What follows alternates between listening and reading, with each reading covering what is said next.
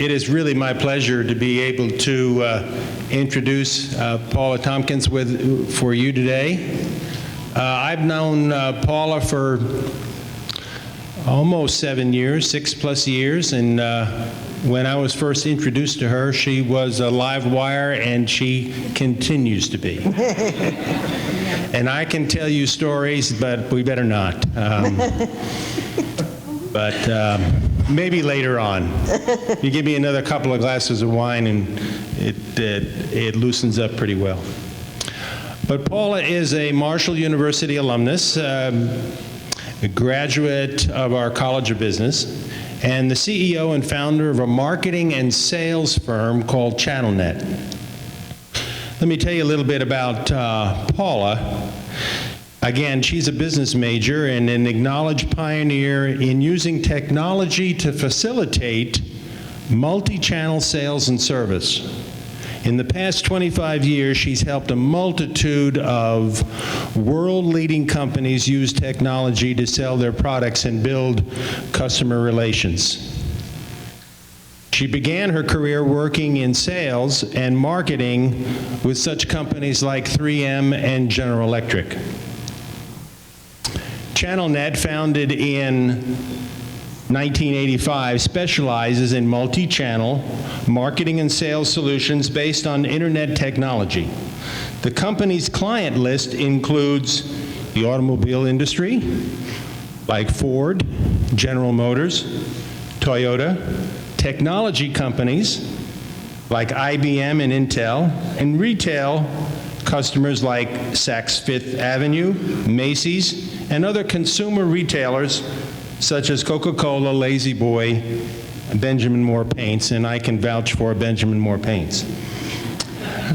As an expert in using technology to improve sales and services, Paula is much sought after resource for journalists and authors, and has been a conference panelist and keynote speaker all across this country.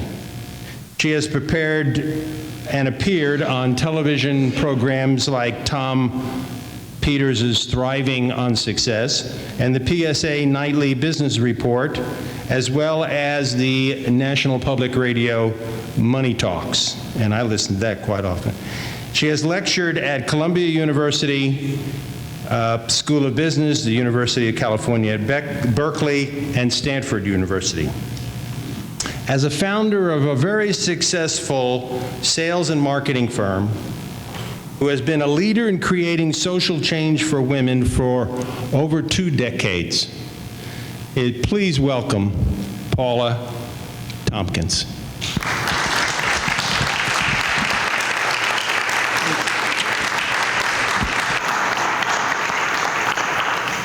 Hi, everybody, and thanks for coming out on this wonderful Halloween evening. I'm surprised no one has their costumes on. Well, I can't do anything without a computer, so rather than stand at the lectern, I'll stand next to my computer if you don't mind. And let me just make sure that it is operational. There we go. So first of all, I'd like to give you a little background, talk to you about where I was born, and that's Huntington, West Virginia. Yay! That's my dad. He passed away a few years ago. My mother, she's living at Woodlands and just turned 86. And I was an only child. That's probably why I'm an entrepreneur. I grew up at 105 Fairfax. Some of my friends in the audience will remember. My mother bought a pool table.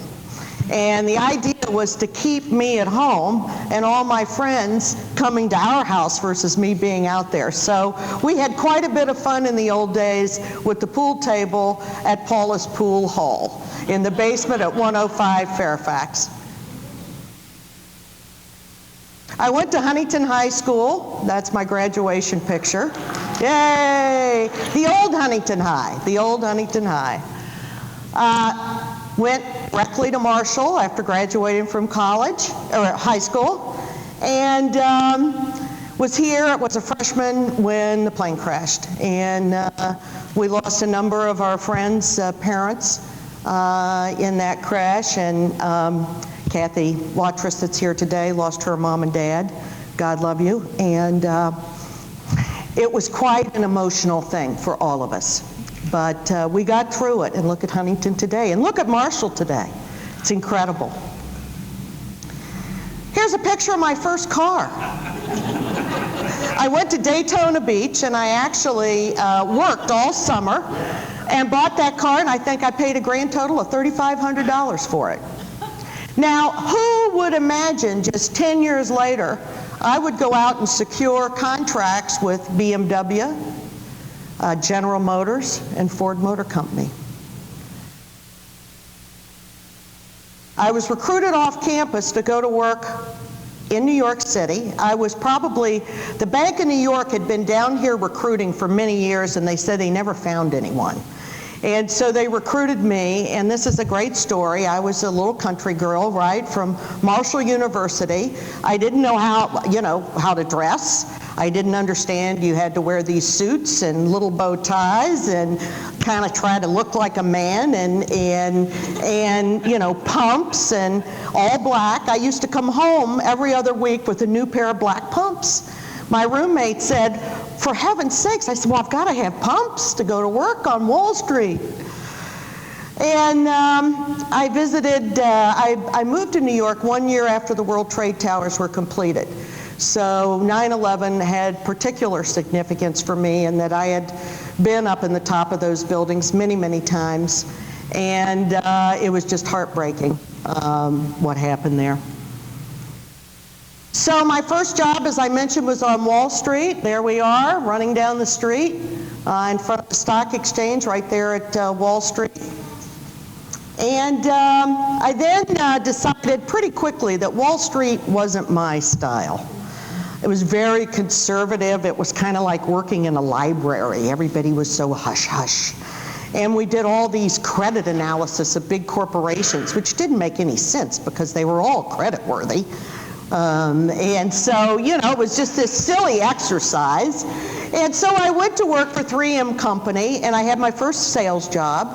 And within 1 year, I was the top salesperson out of 144 men. And believe me, I took a lot of harassment for that one. It's a little bit of an old picture, but you can see all the men gathered around, and I'm just ecstatic. I migrated in 1979 to San Francisco and went to work for General Electric. General Electric is just a great, great company. I got tremendous experience. It was lots of fun. But what was really fun is the early days of Silicon Valley. Remember, it was 1979. All the computers. Everybody remember Atari? Everybody, I called on Atari. I was in Atari's factories. I met Atari people. Everybody knows Apple. That's the old Apple logo. Back in the old days, Apple Computer. I was there when they brought out the Lisa and the Macintosh and the Apple II. The Osborne Computer. Anybody remember the Osborne? That was the first luggable computer. And I went to work for a startup. I left GE, and went to work for a company called Access Matrix. And they had a luggable. The owner of the company used to make the circuit boards for Adam Osborne. And so he said, well, I can't stand it. This guy's getting all the publicity, so I'm going to build my own computer. So I was calling on him because these luggable computers needed General Electric batteries so they could operate remotely without an electrical cord. And he said, well, why don't you go to work for me? So I took the dive into my first startup and worked there, and I watched the company go from 4 people to 400 to 4 in 1 year. That was my MBA education. Sorry. Sorry, where's Dr. Kopp? Sorry, Dr. Kopp.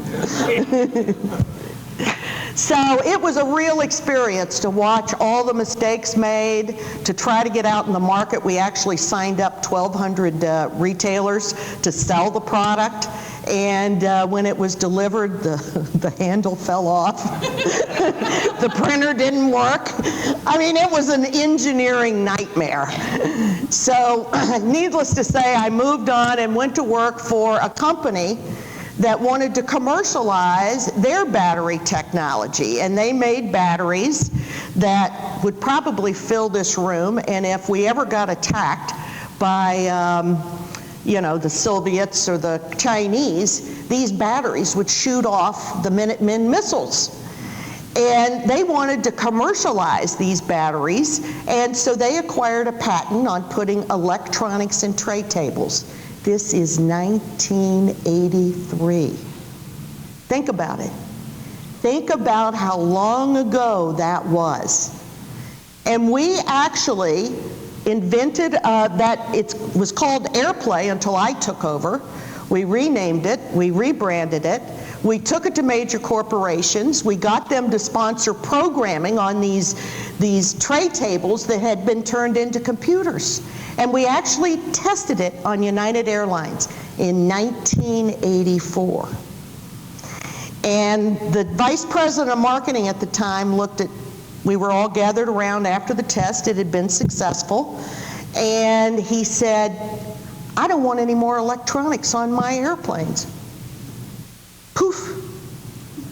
It all went up in smoke, literally. So it goes to show you can bring something to market, but there's all sorts of challenges in trying to drive that into production and to make it a reality. I then founded my own company in 1985. That is the Macintosh Computer with my very first program on it for General Motors. I don't know if you can see that. Remember the old black and white Macintoshes?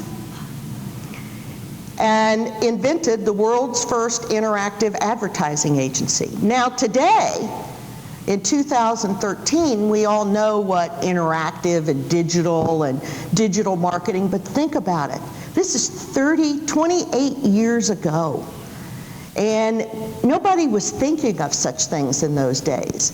But I believed that the computer was the next best thing to a sales call at a fraction of the cost. It would mimic the computer can mimic that process and bring all the information that's relevant to the customer so that they can use it to make a purchase decision. Now, that's the craziest idea in 1985. What are you talking about? So I took it to BMW, General Motors, and Ford. And I said to GM, and they had an experimental division at the time, and I said to GM, I think you can sell a car using a computer. And they said, well, it's an interesting idea.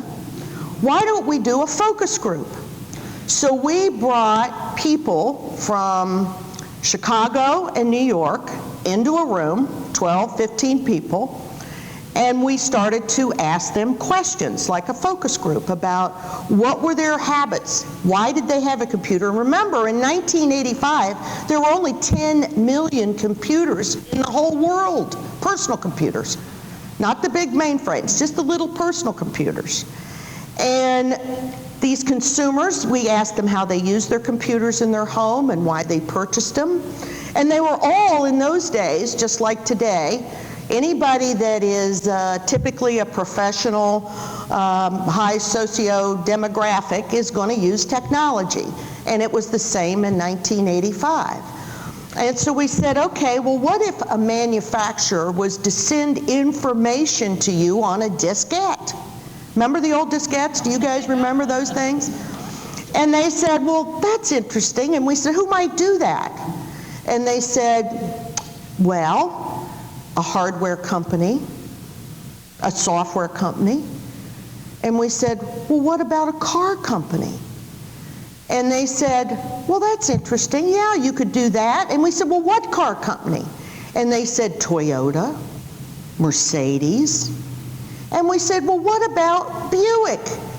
And they said, do those people still make cars? My grandfather drove one of those. My uncle drove one of those. I didn't know they still made cars.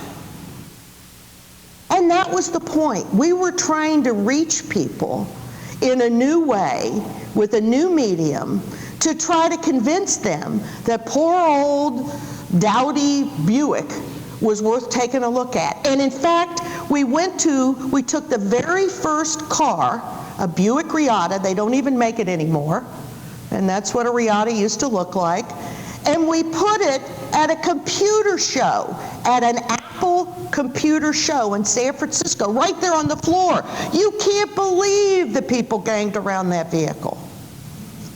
So it just goes to show you that thinking outside of the box and doing things non-traditional can really produce a good result. And then, of course, the way General Motors goes, Ford has to be a close follower.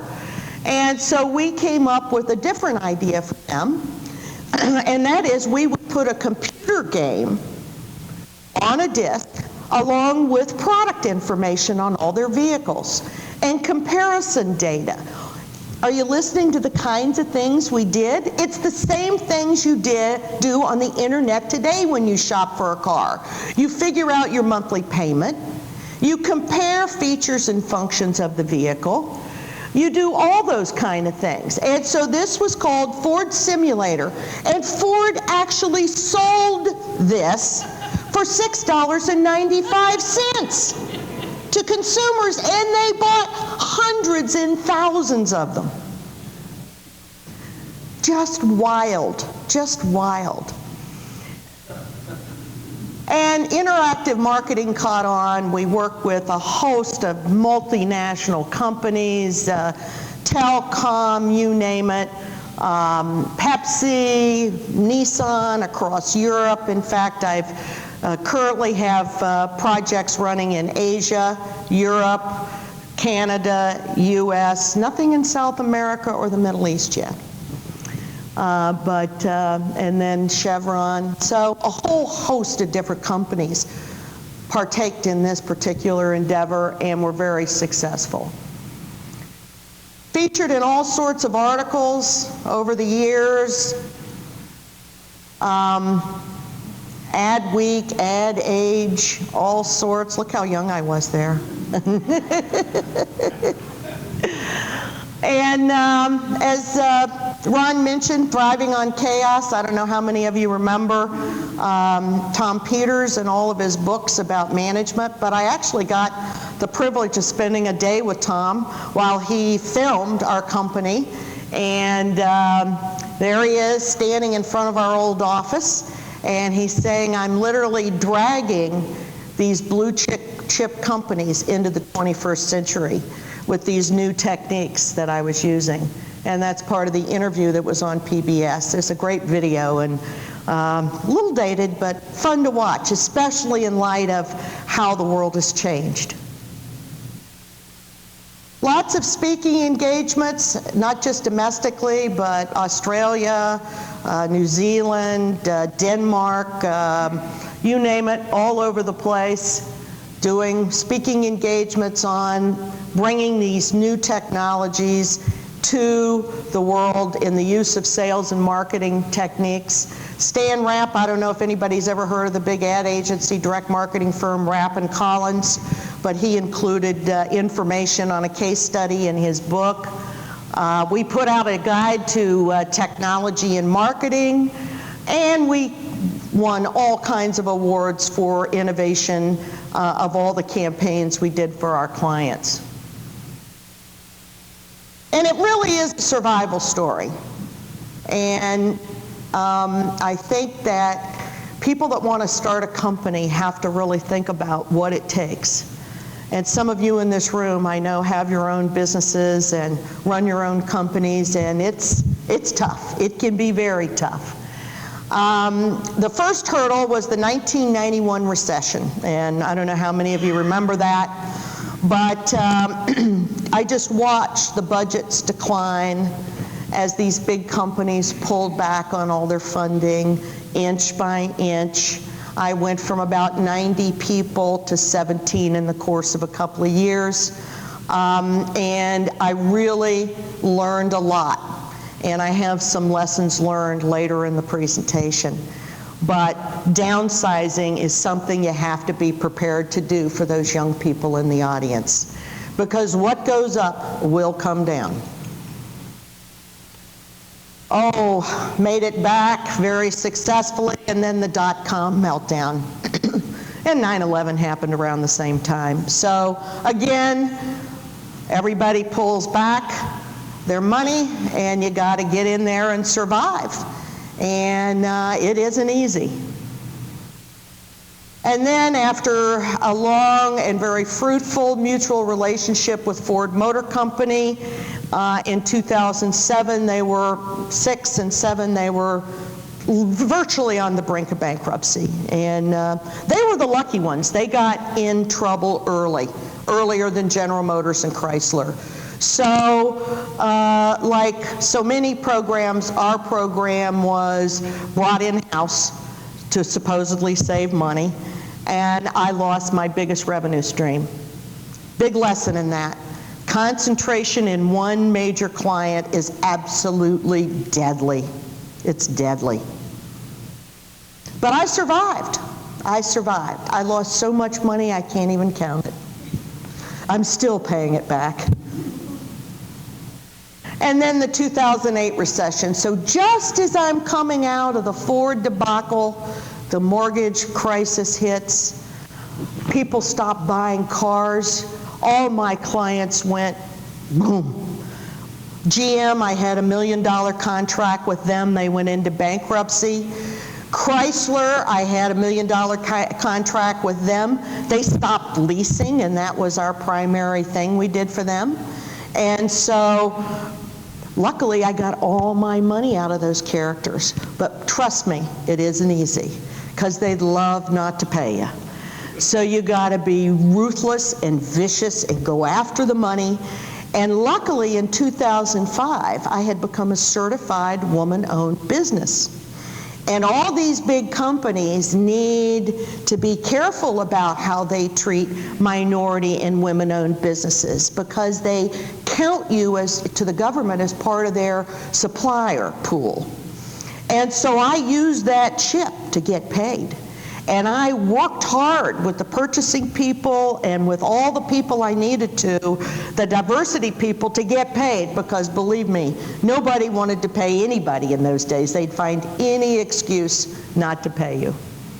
So I survived the 2008 recession, and ChannelNet today is on a huge growth trajectory. We're up 56% this year. 56%. So we're on the move again. As I mentioned, we've now just, we're going into our 29th year. I hope to retire at 30 years. And I'm working on that. Yes, Ron, I'm working on that. Yay. And as I mentioned, I've become a certified woman-owned business. It's never gotten me a contract, but it sure has helped me get paid when I needed it. And today, I've evolved and innovated constantly, and we do business with just about every major auto financing company out there. We build what they call enterprise systems. These are large systems. And what we do is, if you want to make your car payment, or you want to set up your automated clearinghouse, so they take the money right out of your account, whatever you want to do in a secure environment online for self-service, that's what we do. And we also know where you are in your contract, whether you're at the end of your lease or your loan, and then we start reaching out to you trying to sell you a new car. So, of course, yeah, it makes all the sense in the world, but these big companies and the way they're organized, they don't think about these things the way normal people do. And we continue to innovate. We work with all sorts of companies, bringing all sorts of internet software, all the software that you use to shop for your vehicle, to pay your monthly bill for your vehicle. And we've even entered into the mortgage business recently and formed some major partnerships with huge companies that, for instance, now you'll be able to, the UAW Benefit Trust. They hold all the benefits and the money for the auto unions up in the Detroit market. Mobile, obviously, tablets, we work on all those technologies. And we even work and help our clients with their in-vehicle technology, so we can bring some of the creativity and the targeting and the information that's relevant about servicing your vehicle to you while you're driving your car. Portals for dealers that are highly transactional, where we house all the information for Hyundai and Kia, the Koreans, for all 1,700 dealers across the country. Everything from their wholesale statements to their retail information to credit approvals, everything you might imagine is held for those dealers in that secure portal. And last but not least, our most recent rollout is online credit applications. So you as a consumer can apply in a secure environment online for your next car loan or lease.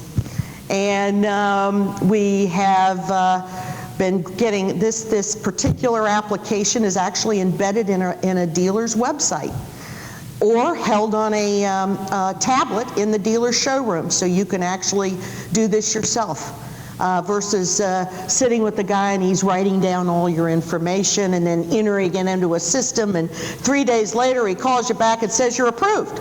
Well, I'd like to be approved right now, wouldn't you? I'm ready to go. Let's get out of here. Let's drive that car home. We've secured 2 patents, 2 U.S. patents. That was an effort I undertook to make sure the company had additional value in terms of any kind of acquisition that might happen to us. It's for a modular e-commerce software platform. And most recently, in 2013, named one of the top women-owned businesses in the Bay Area. And so that's something that's just happened. So we're proud of that. So that's a little bit about me, and now I'm going to tell you a little bit about what I think it takes to run a company for 28 years in a man's world. It is still a man's world, I'm sorry to say. And it's, the glass ceiling is still there for all you lovely ladies in the room. I like to say, first and foremost, that nothing happens until somebody sells something. So I have my 12 commandments. Unlike God, He had 10, I have 12. It's a numbers game. Always be prepared. Take notes. Do you know how many times I walk in a meeting with one of my associates and I have to kick them under the table and tell them to pick up a pen and start writing something down? I can guess. It's unbelievable. Know thy product and know thy customer. Listen. Oh, how many people don't listen? Listen to what they're saying. Tune your ears to what they're saying. Listen to the subtext of what they're not saying. Watch all their gestures and eye contact. That's where you're going to learn about how they're receiving your message. Go broad and deep. You know, you go into these companies, and I have so many salespeople that think you call on one person. They got one person that'll talk to them, but there are hundreds of people, and they got to go broad in that company and deep. They got to work the top and the bottom, and they got to make that deal come to the middle. Find the hidden objection and overcome it. Ask for referrals every time, even if that guy or girl doesn't believe in what you're doing. Maybe they have an idea of someone else in that company that might be interested. Assume the close and ask for the order. Do you want it in pink or blue? not do you want it.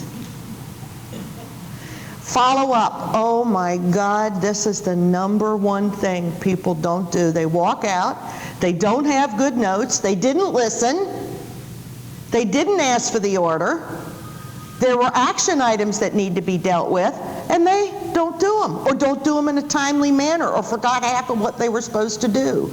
So these things are very important, and they're Paula's 12 sales commandments. There's also the golden rule. Find out what the customer wants and needs and help them get it. Starting a company, and this is where the energy, the empowerment, and the enterprise come in, and I will tell you, it is hard work. I am in the office by 8 or 8:30 every day. I leave the office. I used to not leave the office until we had all these computers you could bring home, but I used to not leave the office till 8 or 9 at night. Now I leave the office at 5, come home, get on the computer, and I'm on till 10 o'clock. It's all the time, and it's the way of the world today, and it doesn't get any easier. So you have to have a good idea, an idea that somebody will buy. You have to be absolutely driven to success, driven to make it happen.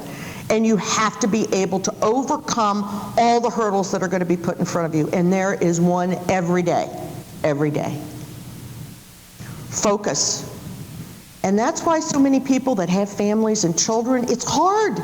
It's hard because this takes so much energy to make happen. It becomes the primary focus versus the family. Hard work. I told you, it never stops. You think it's going to get easier. You know, you got more people. It just creates more work. And the work has to be checked, and the details have to be check marked. Money, I didn't have any when I started. I went out and literally, this was the old days, right? And so I racked up 10 credit cards just in case I needed the money. And a few years later, I was trying to get my house refinanced, and they said, "You got 26 credit cards, lady." And I said, "Well, yeah, but none of them have any money on them. I haven't used them." They said, "Yeah, but you could." So I had to wipe out all those credit cards. So anyway, not that I ever pulled it down, but hey, you know, you do what it takes to make it work. And persistence. Do you know that I have been personally calling on Toyota Financial, and I came this close to a deal in 2008. I had a contract ready to sign, and the recession hit, and they just pulled back. And we've stayed at them. And we've stayed at them, and at them, and at them. And next week, I will be, I'm pleased to announce, in Torrance with all the executives of Toyota Motor Finance. And knock on wood, we'll close them this time. You gotta be persistent. You gotta stay after them. We're way ahead of them, quite frankly. We're out there in front, and we're trying to still drag these big monstrous companies and their, you know, all their bureaucracy into the 21st century. Running a company, my few tips of the trade. As I mentioned, what goes up will come down. I have been through more ups and downs than Carter's Got Pills. And you got to be able to see your way through it, and you got to be able to, I've been to see the bankruptcy lawyer, decided that wasn't a very good idea. I've been through loan workout, made it through, even got a loan from a bank after the fact. I've been, I like to say, to hell and back. It's not fun. You got to watch the cash flow every single day. You got to be on top of the money. It's absolutely critical. When you're going to downsize, you got to go deeper and harder than you ever imagined. And you have to be absolutely unbending. You cannot Hold on to somebody because you care about them and you love them. Because your job is to keep the company alive. And you got to be prepared to cut to make that happen.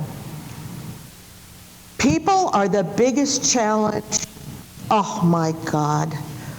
Getting them hired, getting them in, giving them the love and attention. And in fact, one of my human resources people says, she's got a great book she's going to make me read. All I ever wanted to know about being a leader I learned in kindergarten. And it is. They fight. Oh my goodness. They argue. They're sick. They're this. They're that. They want more money. It just goes on and on and on. You got to be prepared to make decisions. How many times do you sit and wring your hand? Should I go to the left? Should I go to the right? You know what? Make a decision and go with it. Don't delay. Everything is riding on the fact that you're going to make those decisions. Get yourself a real good board of advisor or board of directors. I've had a board of advisors literally since the second year I started the company, and I mean they've come in and helped me in numerous ways. Everything from survival to layoffs to firing people to you name it, they've come in to my rescue, and that's been very beneficial to me. And you know what? Growing 56% is just as hard as laying people off.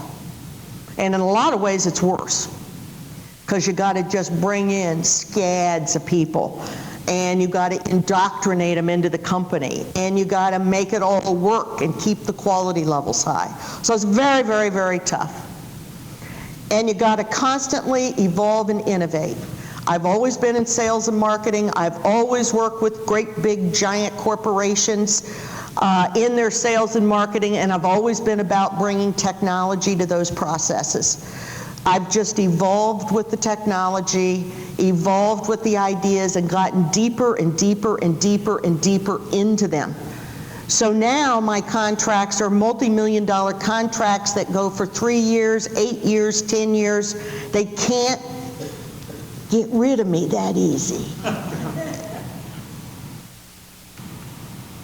And remember, and I like to say this as I've gotten older, tomorrow is another day. You can be upset about something today, and as our friend Scarlett O'Hara said, tomorrow is another day. Women in business, be prepared to be the only woman in the room. And I can't tell you how many times I've sat across from chief executives of these huge corporations and presidents of divisions and chief marketing officers and senior vice presidents of sales. And in fact, I was at a meeting 2 years ago at Hyundai in Southern California, and there was John Krafchick, all these men, and I was the only woman in the room, pitching them an idea about how they could revolutionize the way they sell cars and keep customers loyal. And it's not easy to be the only woman in the room, so be prepared. So now my little pitch for Marshall. You are Marshall's future, all the people in this room and all the students. Giving is up to you. It's time and it's money. Up to this stage, all my money goes back into my company, so I haven't been able to give freely with the dollars. But I've given with my time and my energy, and I really, really love Marshall. And when that day comes, Ron will get his check.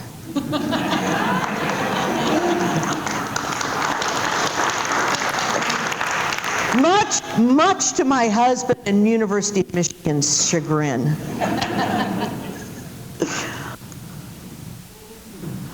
I'm proud to be a part of the Marshall team. I dearly love Dr. Kopp and Ron and all of you. I've made wonderful, wonderful friends out of the whole group and working with you and serving with you for the past years. I started with the Jaeger Scholars, and and migrated to the foundation board, and was always stirring it up, wasn't I, Phyllis? Always. And I want you to know that President Cochran loves every minute of Paula stirring it up. And talking about giving, one time this lady saved us millions of dollars when we were going to switch to new software that she said is rubbish. She brought her whole team. But she brought her whole team, so she has given us a lot. Well, I can also say that a few years ago, we were having we needed to revamp our software and our branding, especially for the whole network of it. And her team came in and put together a branding package, and we figured it was worth somewhere between $40,000 and $50,000 worth of in-kind support, and still using it today. It's very, very good. And this is the type of thing that Paula and her team did. So, again, publicly, I want to thank you. thank you. Well, I love John Marshall, but his smeared image on a computer screen didn't represent the foundation in this beautiful building. And my name is on a beam somewhere in here, so I signed the beam. Oh, this one. Yeah. Oh, that's your branding right there. Yes, that's it. Yeah. So, yeah, it's the Marshall M and the institution on top, and all the fonts and logos and everything we did. And it was a lot of fun. And of course, I didn't let them have a debate over it. We can all debate over branding. And I remember somebody said, well, what if you put that on the bottom? And I said, no, that won't work. We're not going to do that. This is it. We're done. And we did it, didn't we? Didn't we, Phyllis? So anyway, I've had the pleasure of having Joe Tuma and Skip Turner, and who else has been out to see me? Of course, Ron and Steve, and I always tried to get them to have a meeting in the Bay Area. Yeah. Come on, Yeah, let's do that. Come on, it's fun. The weather's nice, especially in the winter. But that picture was taken. They were out for one of their money-raising trips, and we all went to dinner. And I said, let's drive down under the Golden Gate Bridge, and I'll get a picture of you two. And I think that's a great shot, isn't it? Yeah.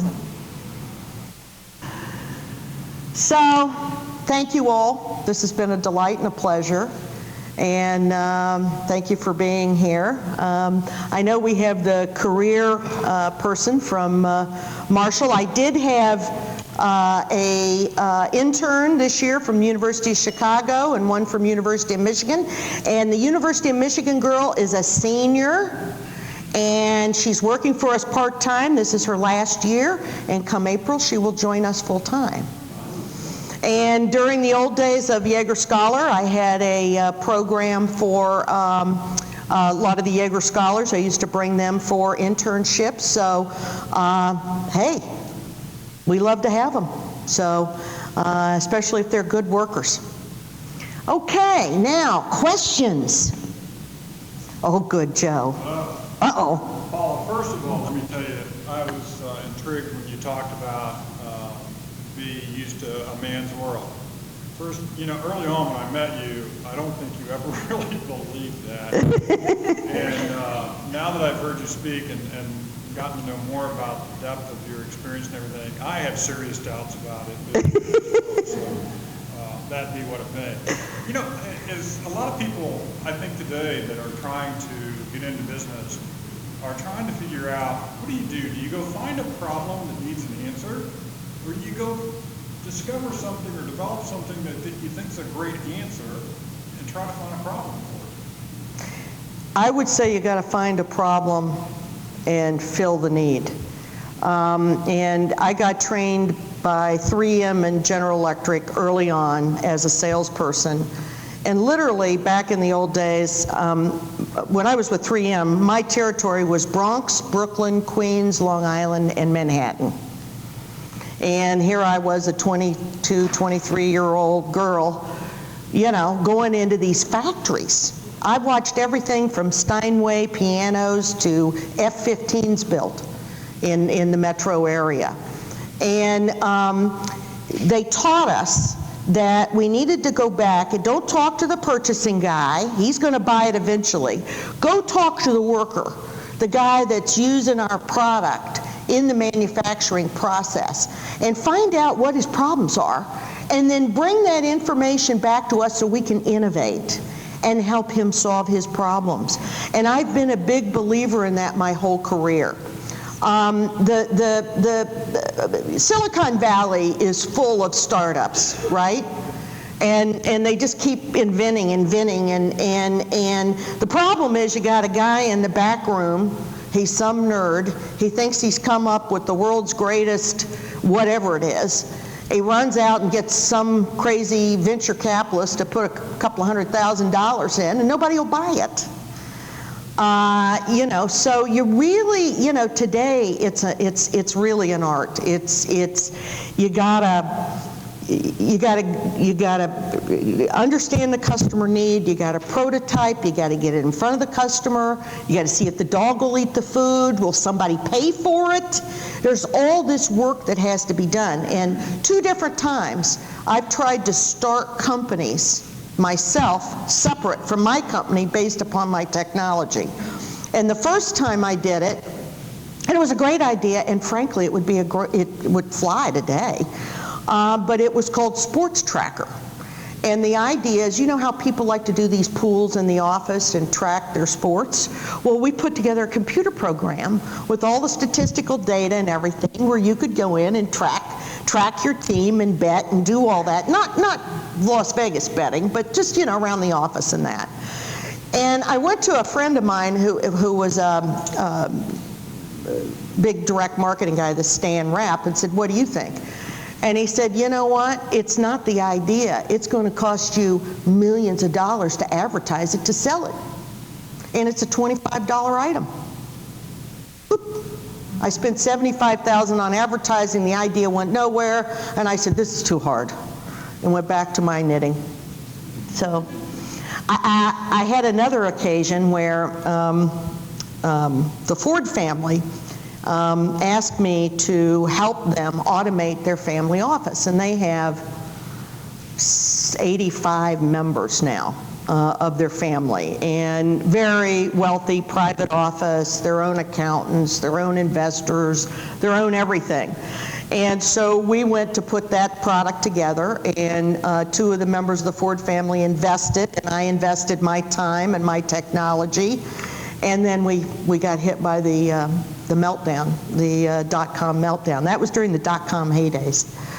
But I always kept ChannelNet alive, and the only thing I would say is those 2 experiences trying to branch off there detracted my energy from the core business.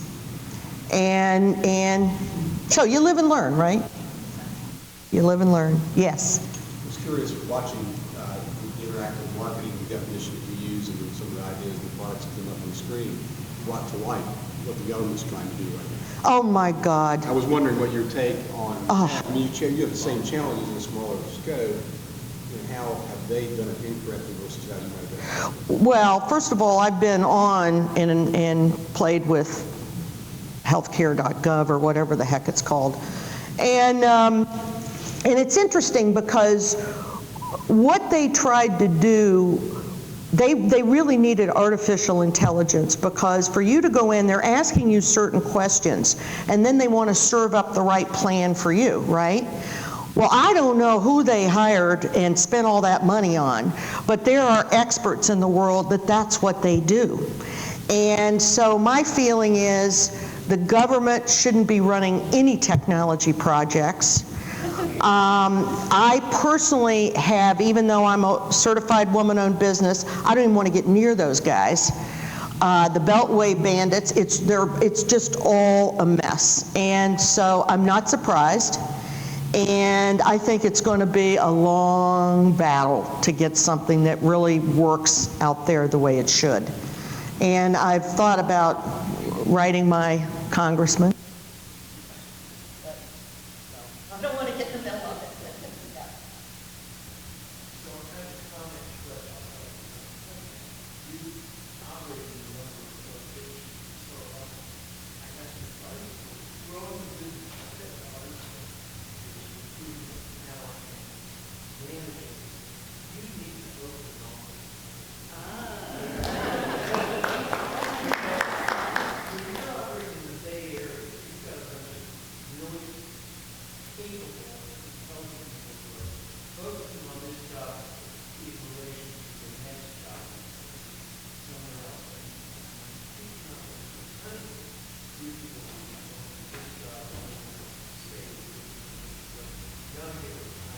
Well, I should, and I thought about it, and I talked about it.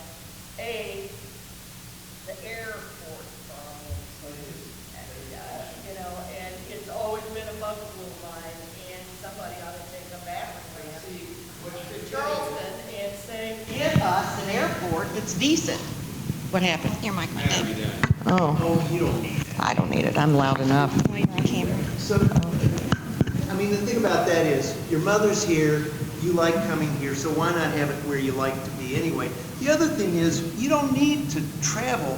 You do that digitally now. You go online and you communicate. There's You know how to do nothing that like, better than anyone. there's nothing like face-to-face contact with those customers.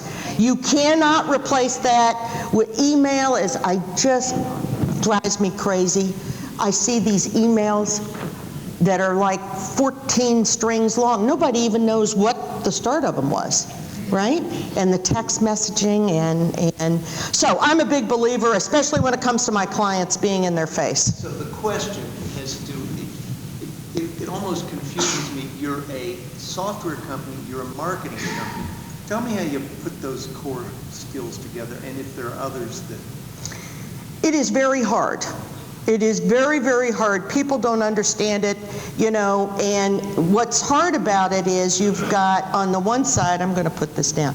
On the one side, you have these, you know, creative types, that branding types, they want to, you know, pictures and videos and interactivity, and they're schooled in the fine arts and digital arts now. And then on the other side of the equation, you have these nerds, geeks, they're programmers. Now, a lot of us think, well, it's the internet, we'll have the programmers do it.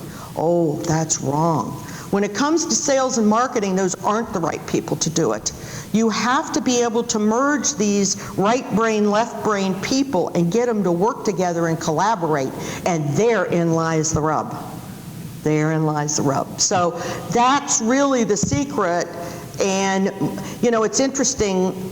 You see what's happened where, you know, there was the dot-com crash where everybody was running outside their companies trying to get going, you know, .com. And then there was the dot-com backlash where the IT departments in these big companies moved in and said, we'll handle it. We know what we're doing. And now that's all reverting to the chief marketing officer.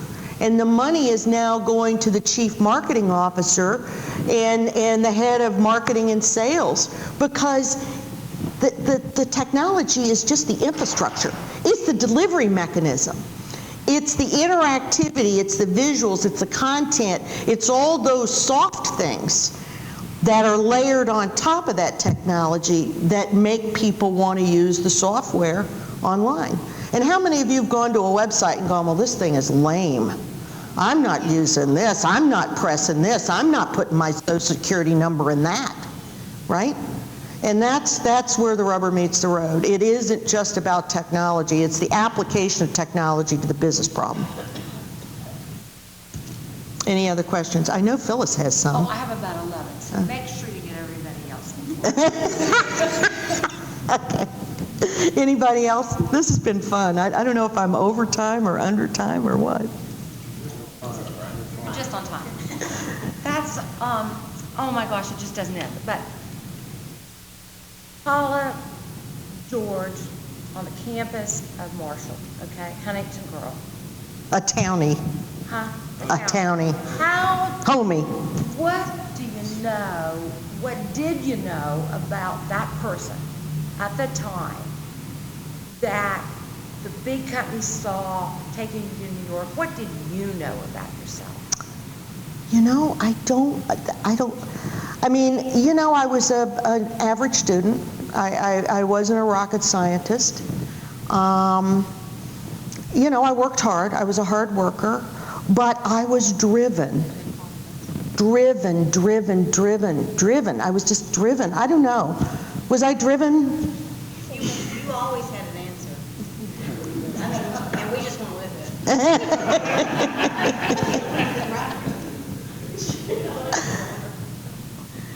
And we trusted you. You have a very trustworthy way about it. Oh, dear.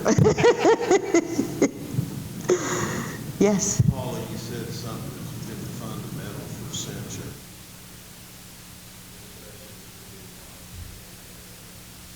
Possible. Email a thank you, an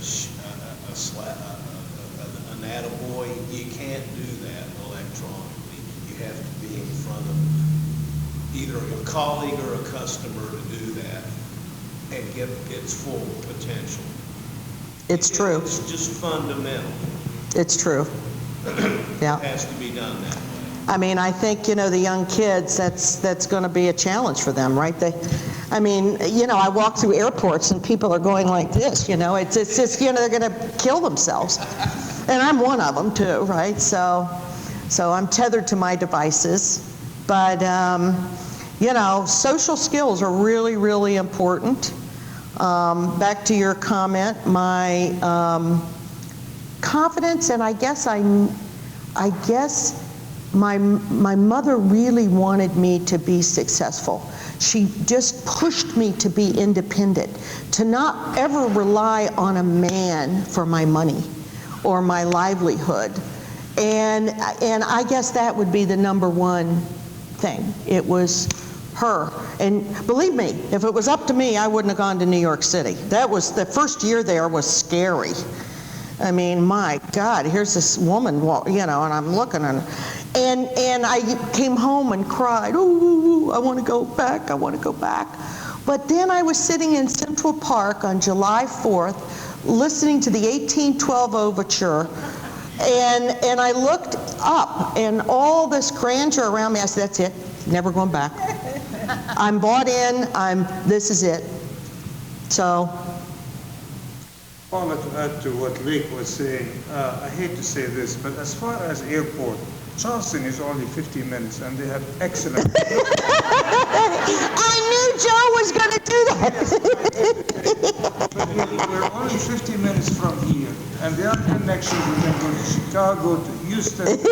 So we have a small airport here, but that's a fact of life. Yeah. We tried airport in the middle, in between. It's not going to happen.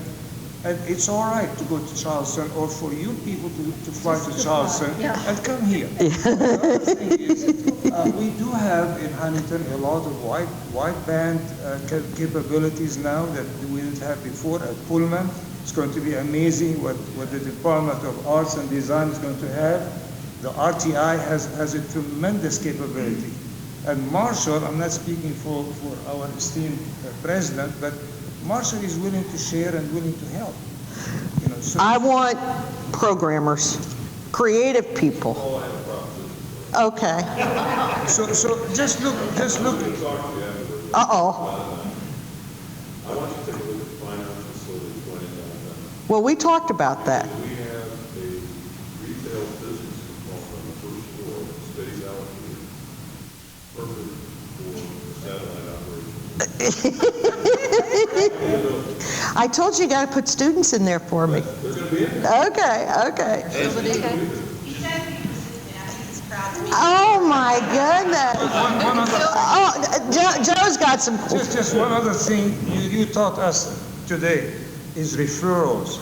If you have referrals, that seriously, we have the capacity now. We do have, more viable university and city and downtown. So refer. You remember? I will. Referrals. I will refer. Paula, too, just to piggyback on my dear friend Joe just said, you can rent a car in Charleston's airport. Hey, you know, they gave me a Mercedes last night. They gave me a Jag once. Wow, I mean, gee, many Christmas. Yeah. Anyway, okay, next. Now that you're going to, okay, you're moving here, satellite, and all this stuff, and you'll be in and out, in and out. Okay, that's great. Now, I want to know how, do you use some testing to assist you in hiring? Are you able to sit down with a person and know what is your sense? How do you get the talent you want? Oof, it's hard. It's hard. I mean, this year already made 2 hiring mistakes. The first one I got rid of within 3 months, the 90-day period. Yeah, that's always a good way to do it. Good way. And you know, the resumes are good. They interview well. They answer all the questions. They say all the right things, and they walk in the door and they can't do it. And I've got one right now that I'm after. So, you know, we give them something called a CalPERS. It's a personality profile. It tells us if they're, you know, they have leadership skills, how they take, you know, external structure, internal structure. It maps their personality. They do it. It's I think about $400 or $500, and they do it online, and it's against a bank of millions of these profiles that they're able to pick out. You can't really trick them, right? I mean, right. Actually, there is a book on caliper. Or I might say it wrong because no one ever told me to say it, but you know, and it's pretty. They're really quite well known. Their drill down questions are really good. The interesting part though is, Dave Helmer would have calipered, except he was ascending into his career, you know. But I would have flunked it. I did. I mean, you should see mine. Because I didn't have. My competitive nature doesn't look athletic because I fall over my own feet, you know. And so the interesting part is I always wonder when someone calipers really, really poorly, and it's a guide, it's not the final decision, but then, you know, and you watch them and you look at the resume and you look that they've been employed every minute, every day of their life from high school or before high school, and you say, you know, so do you go with your gut sometimes? Sometimes I do, and it works, and sometimes it doesn't. I mean, I wish, you know, I wish I had the secret. I wish I had the secret. Kathy? Well, I had the pleasure of going out and visiting Paula a few years ago and meeting some of her employees. And you keep saying we, so I know teamwork must be real important in your big picture of your company. But the loyalty they felt for you, some of them had been with you from the very beginning, and you had ridden the ups and the downs and the layoffs and been back.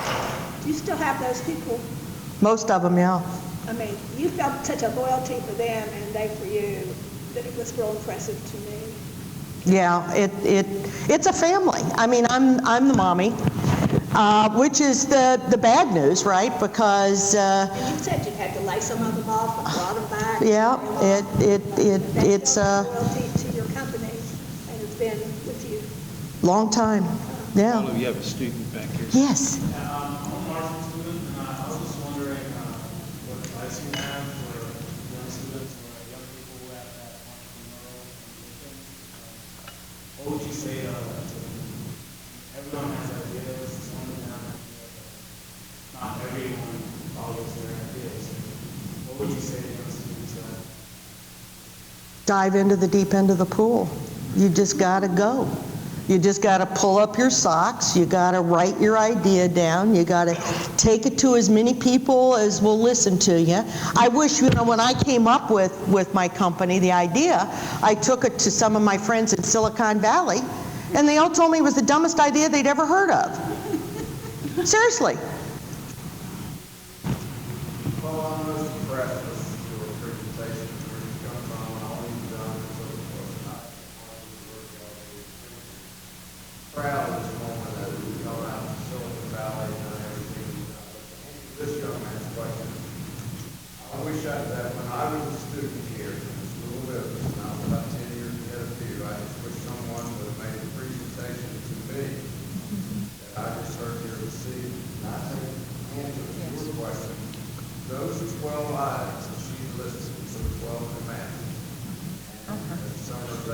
golden rule. Since that was taken back to Business Administration 101, and there's entrepreneurs in that class here at Marshall University, I think they will get a ton of information and a lot of experience from it. Us guys that came through back in the mid-60s that we didn't have. Well, none of us did. I mean, there weren't that many women in the School of Business. And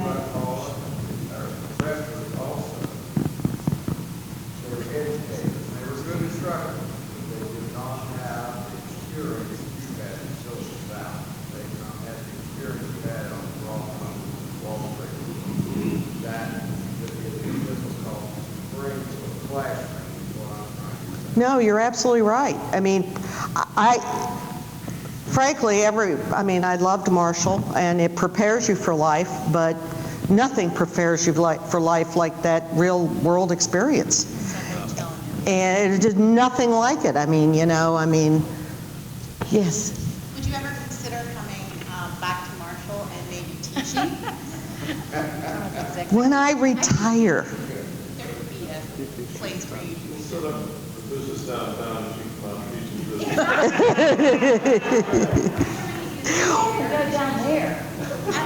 Now, I'll tell you one little trick I'll tell you is when I lost Ford, I had a decision to make. I'd built an office in Detroit to support them. At one point, I had 180 employees in Detroit.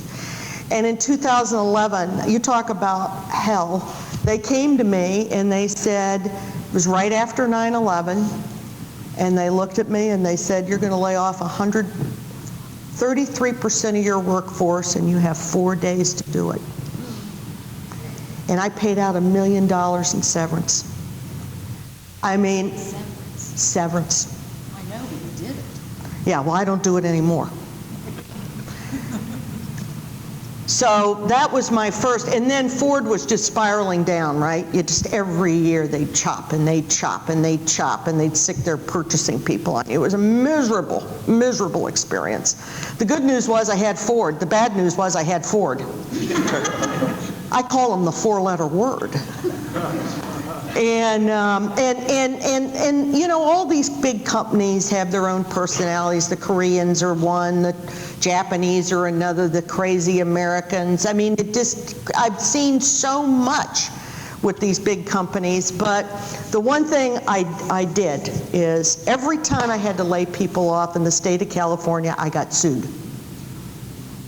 Every time. Oh, you fired me because, you discriminated against me, or you fired me because, you constructively discharged me. They're just a bunch of whiners. It's the worst state in the nation next to Hawaii to employ people. And so after the last go-round and that judge took me into a room and said, I'm going to write a number on a piece of paper and you're going to pay this guy. And I said, no, I want to go to trial because this is a 39-year-old guy and he doesn't have a medical health problem. He rides his bicycle to and from work every day. Come on, it's ridiculous. And she said, no, you're going to pay it because this is not going in my courtroom. And she said, I'm going to keep you in this room till you pay it. I had to pay it. I said, that's it. I moved practically my entire operation to Detroit, Michigan. I call it my form of outsourcing. Actually, Chrysler,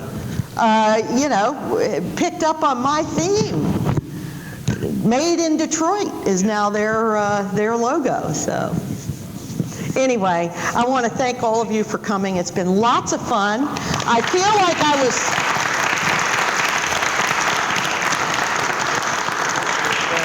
Thank you.